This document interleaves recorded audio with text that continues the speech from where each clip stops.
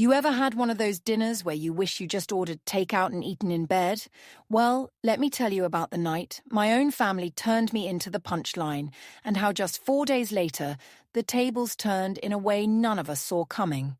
But before we continue, if you haven't subscribed yet, do so to stay up to date with the most shocking and real stories happening around you. You know there are some nights you just wish you'd stayed in your pajamas and eaten a bowl of cereal in bed. But no, I had to be the good mom, the good wife, the glue that holds the family together, and host another one of our infamous Sunday dinners, the kind where everyone shows up, but no one really seems to be present. I'd spent the whole afternoon fussing over the roast, making sure the potatoes were just the right amount of crispy, and even tried a new recipe for green beans that I saw on one of those cooking shows. Spoiler alert, no one touched them. The house smelled like home. And for a moment I let myself believe that maybe, just maybe, this dinner would be different. We all gathered around the table, me, my husband, our 2 grown kids, and my daughter-in-law, who, bless her, always brings a salad that looks like it belongs in a magazine but never gets eaten. I set the table with the good dishes, the ones we only use when I want to remind everyone that I still have a little class left in me, even if my sweatpants say otherwise. There was a hum of conversation, mostly about work, the weather, and my son's latest obsession with some new phone app. I tried to keep things light, tossing in a few jokes here and there, but it felt like I was performing for an audience that had already decided the show wasn't worth watching. As the meal went on, I noticed the conversation shifting to vacation plans. My daughter-in-law mentioned something about a cabin in the mountains, and my husband chimed in about how nice it would be to get away for a bit. My daughter, always the planner, started rattling off dates and possible destinations. I sat there nodding along, waiting for someone to include me in the conversation. But the more they talked, the more I realized I was just a spectator at my own family's table. Finally, I decided to speak up. I tried to sound casual, not wanting to seem needy or, heaven forbid, desperate. Just let me know when the family trip is okay, I said, forcing a smile and hoping someone would throw me a bone. That's when it happened.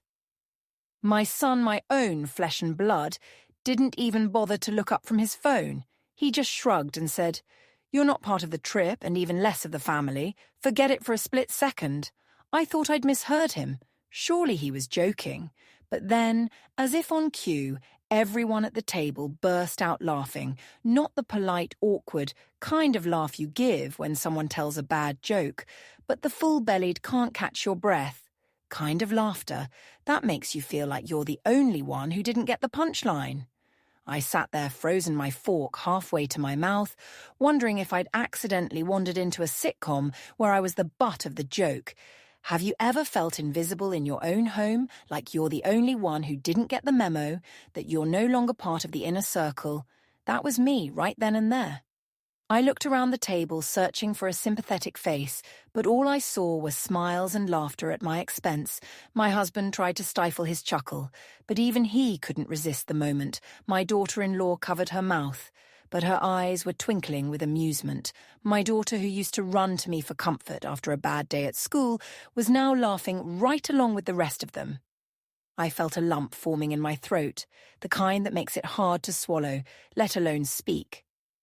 I wanted to say something to defend myself, to remind them that I was the one who made these dinners possible, who kept the family running smoothly behind the scenes, but the words wouldn't come. Instead, I just sat there, feeling smaller and smaller with each passing second. So I did what any self-respecting woman would do. In that moment I left, no dramatic exit, no slamming of plates or storming out in a huff, just a quiet slip away from the table, hoping no one would notice. Okay. Maybe I closed the door a little harder than necessary. Sue me. I walked down the hallway, past the family photos on the wall, snapshots of happier times, vacations where I was fro. NT and centre birthdays where I was the one holding the cake. I paused for a moment looking at those pictures, wondering when things had changed. When had I gone from being the heart of the family to just another face in the crowd? I made my way to the bedroom, closed the door and let the silence wash over me. For the first time in a long time, I didn't feel like the glue holding everyone together. I felt like the extra piece in a puzzle that no one knows what to do with. I sat on the edge of the bed, listening to the muffled laughter drifting down the hallway, and wondered if they'd even notice I was gone. Have you ever had a moment like that where you realize you're not as essential as you thought? It's a gut punch. Let me tell you, but as I sat there, I made a silent promise to myself. Things were going to change. Maybe not tonight, maybe not tomorrow, but soon. Because if there's one thing I've learned, it's that sometimes you have to remind people just how important you really are. And so as the laughter faded and the house grew quiet, I wiped away a tear, straightened my shoulders, and started planning my next move. Because this story, it's just getting started. After that dinner, I decided it was time for a little experiment. 4 days of silence, no texts, no calls, not even a like on anyone's Facebook post. I didn't even comment on my daughter-in-law's latest photo of her cat in a Halloween costume, and let me tell you, that took willpower. I figured let them miss me for once. Let them see what life is like when the family glue decides to stop sticking. I went about my days quietly, almost like a ghost in my own home. I made my coffee in the morning, read the paper, and even took a walk around the neighborhood, waving at the neighbors, who at least still seemed to notice I existed. I didn't ask if anyone needed anything from the store, didn't remind my husband to take his cholesterol pill, and didn't check in on my son's never-ending car troubles. I just existed quietly. It's funny how much you know. Twice when you stopped talking, the house was a little messier, the fridge a little emptier, and the laundry basket a little fuller. No one seemed to notice the towels piling up in the bathroom, or the fact that the milk was down to its last, desperate splash. I watched as my husband fumbled through the kitchen, looking for his favorite mug, which of course was still in the dishwasher. My daughter called out from her room, asking if anyone had seen her blue sweater. And my son wandered around looking for his car keys, which were exactly where he left them, on the kitchen counter under a pile of unopened mail. I just sipped my coffee and watched the chaos unfold, a silent observer in my own home. By the second day, I started to wonder if anyone would actually notice my absence. Sure, I was physically there, but I wasn't doing all the little things I usually did. No reminders, no gentle nudges, no don't forget your lunch as they rushed out the door. I even skipped my usual morning routine of making everyone's favorite breakfast. Let's just say cold cereal and burnt toast became the new normal. I caught my husband eyeing me a few times, as if he was trying to figure out what was different, but he never said a word. My daughter sent me a text, just a meme. Nothing important, and I didn't reply. She followed up with a question about her insurance, and still I stayed silent. My son, who usually called me at least once a day to ask for advice or complain about something, didn't call at all. Maybe he was still nursing his bruised ego from the dinner table incident. Or maybe he just assumed I'd always be there, ready to jump in and fix whatever mess he'd gotten himself into. By the third day, I started to feel a little lighter. There was something oddly freeing about not being the family's personal assistant. I took a long bath, read a book I'd been meaning to finish for months, and even treated myself to a movie marathon. No interruptions, no demands, just me and a big bowl of popcorn. I realized how much of my time, and energy I'd been pouring into everyone else, and how little I'd been saving for myself. It was a revelation, really. Maybe I'd been too available, too willing to drop everything for everyone else. Maybe it was time to reclaim a little space for myself. But here's the kicker on the fourth day. Just as I was starting to enjoy my newfound peace, my phone rang. It was my husband. Now, let me tell you, my husband is not the type to call unless it's absolutely necessary. He's more of a yell from the other room kind of guy. So when I saw his name pop up on my phone, I knew something was up. I let it ring a few times before answering, just to keep him on his toes. "Honey, did you pay the loan this month?" "The payment failed," he said, his voice tinged with a hint of panic. Oh, the sweet sound of panic in his voice. I could almost picture him pacing the living room, running his hand through his hair, trying to remember if he'd missed something. Turns out I'm the one who handles all the bills, the family CFO, if you will. I pay the mortgage, the car loan, the utilities, the credit cards. You name it, I handle it. Suddenly, I wasn't so invisible anymore. I paused for a moment, letting the silence hang in the air. Did you check the account? I asked, keeping my voice calm. And even I don't know how he admitted, sounding sheepish. Of course he didn't. Why would he? I'd been doing it for years. I could almost hear the gears turning in his head as he realized just how much he relied on me. I could have swooped in and fixed everything, right then and there, but I decided to let him sweat a little longer. Sometimes, people need to feel the consequences of their actions or inactions to truly appreciate what they have. Have you ever noticed how quickly people remember you when something goes wrong? Funny how that works suddenly. I was the most important person in the house. My husband hovered around me, asking if I needed anything. My daughter offered to help with dinner. My son even sent a text asking if I was okay. It was as if my silence had flipped a switch, reminding everyone just how much I did for them. I didn't gloat well, maybe just a little, but mostly I felt a sense of satisfaction. Maybe it was time for a new normal. One where I wasn't taken for granted. One where my voice and my silence mattered. And, as I watched my family scramble to pick up the pieces, I realized that sometimes the best way to be heard is to say nothing at all. That night, after 4 days of silence, and a day full of watching my family tiptoe around the house like they were living with a sleeping bear, I finally let myself relax. I curled up on the couch with my favorite blanket, the one no one else is allowed to use because, let's be honest, it's the only thing in the house that's truly mine. I scooped myself a generous second helping of ice cream because why not if you can't indulge a little after being made the family outcast? When can you? The house was quiet, save for the distant hum of the dishwasher and the occasional creak of the floorboards. As someone tried to sneak past my door, I could almost hear the gears turning in their heads, wondering if I was still mad, if I'd ever speak to them again, or if they'd have to start Googling how to pay bills and what does a mortgage even mean. I was halfway through my bowl of Rocky Road when my phone buzzed on the coffee table. I glanced at the screen expecting another, "Are you okay?" text from my daughter, or maybe a guilt-ridden meme from my son.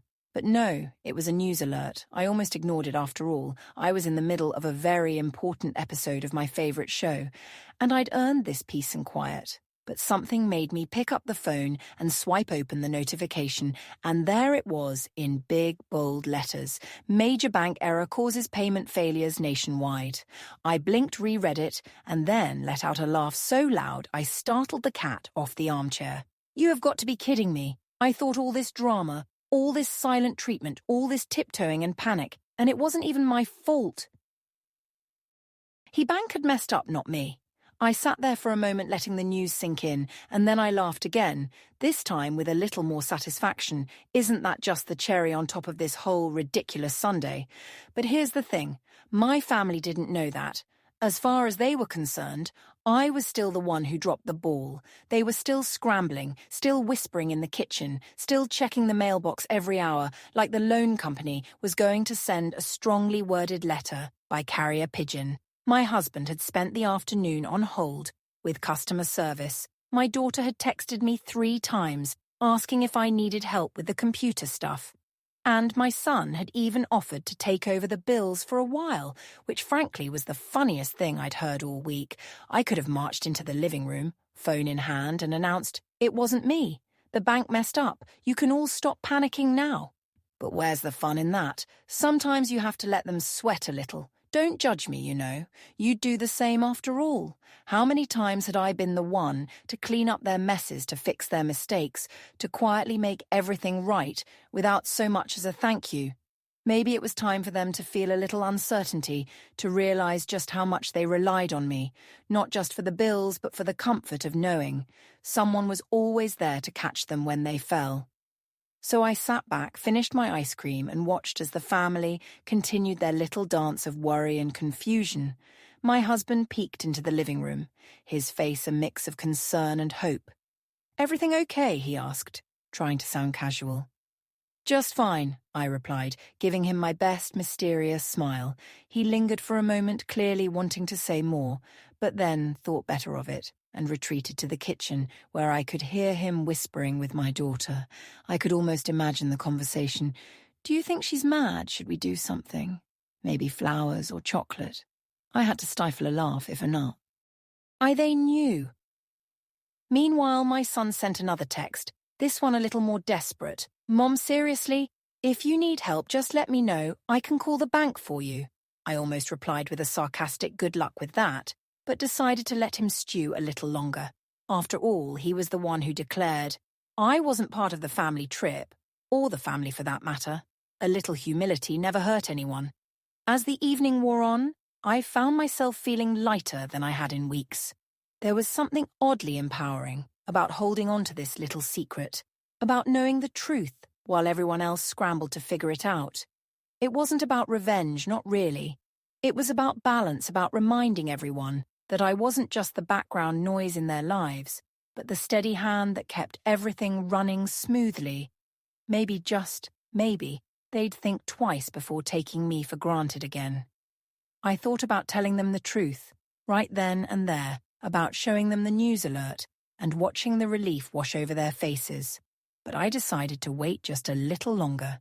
Let them appreciate the uncertainty, the not knowing, the realization that maybe, just maybe, they needed me more than they realized. Besides, I was enjoying my ice cream and for once I didn't feel like sharing. So I settled back into the couch, pulled my blanket a little tighter around my shoulders and let the world spin on without me. For a while sometimes, the best way to remind people of your worth is to let them feel your absence. And sometimes the universe throws you a little gift, just when you need it most. And as I drifted off to sleep that night, I couldn't help but smile, knowing that tomorrow would bring a whole new chapter. And maybe, just maybe, a little more respect from the people I loved most. The next morning, I woke up to the sound of my phone, buzzing insistently on the nightstand. For a moment I considered ignoring it. After all, I was just starting to enjoy this new era of peace and quiet, and I'd gotten used to the idea. Of not being at everyone's beck and call, but something in me, maybe that old motherly instinct, told me to pick up. I glanced at the screen and saw my son's name flashing. I hesitated, remembering his words at dinner, the laughter, the sting of being told I wasn't part of the family trip, or the family at all, but curiosity and maybe a little bit of mischief got the better of me. So I answered Mom. His voice was softer than usual, almost tentative. I'm really sorry about what I said at dinner. I don't know what got into me. We really do need. Can you help us sort this out? The sweet sound of humility. I could practically hear the relief in his voice, the hope that I'd swoop in and save the day, like I always did for a split second. I thought about making him sweat a little longer, but the truth is, I'd miss them too. I took a deep breath, let a smile spread across my face and said, Of course, honey, but next time, maybe remember who keeps the lights on and who's always part of the family. There was a pause and then he laughed. A real, genuine laugh. Not the kind that stings or makes you feel small, but the kind that reminds you of all the good times, the inside jokes, the bond that can't be broken by a careless comment or a moment of thoughtlessness. I know, Mum, I really do. I'm sorry. We talked for a while, sorting through the mess of the failed payment, the bank error, and all the little things that had piled up.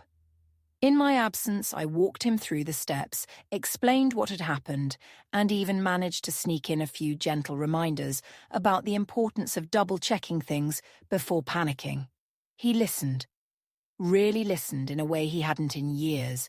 It was as if the silence of the past few days had cleared the air, made space for something new to grow. After we hung up, I made my way to the kitchen where my husband was already waiting. Coffee in hand and a sheepish look on his face. I heard you on the phone, he said, sliding a mug across the counter. I'm sorry too, we all are. We took you fee. Or granted. And that's not fair, you do so much for us and we forget sometimes. I took the coffee, savouring the warmth, the gesture, the unspoken apology. It's easy to forget, I said, when everything just works, but maybe now you'll remember who's behind the curtain, pulling all the strings. He grinned, and for the first time in days, the tension melted away. My daughter wandered in still in her pajamas and wrapped her arms around me in a hug that said more than words ever could. I'm sorry, Mom, she whispered.